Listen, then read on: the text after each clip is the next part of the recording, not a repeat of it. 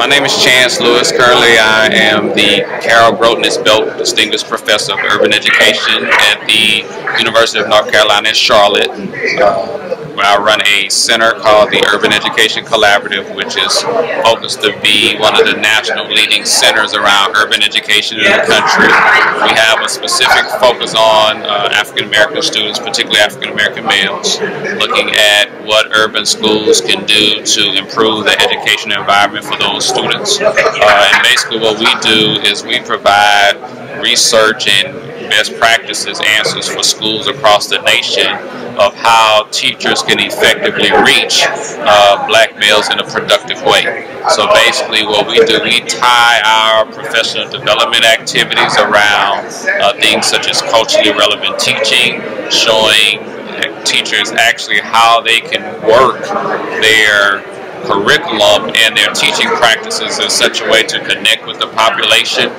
as well. But then also we address issues such as school discipline practices in the schools, of how discipline can be done in a respectful way and allow the students to learn from mistakes but also still continue on a trajectory towards graduation. And then another specific area that I focus on in my research around black males is recruiting more black male teachers in the classroom, which is an area that's really under-examined, because when you think about the number of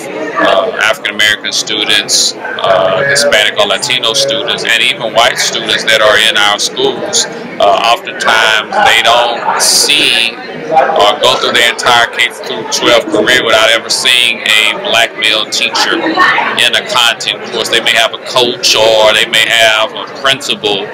that's a black male, but very rarely do they see a black male teacher. So I produce also work around how schools and school districts can effectively recruit black male teachers and how to retain them in that particular space as well. So I tie into bigger initiatives from my work, where I develop what we call an International Conference on Urban Education, where it's held every 2 years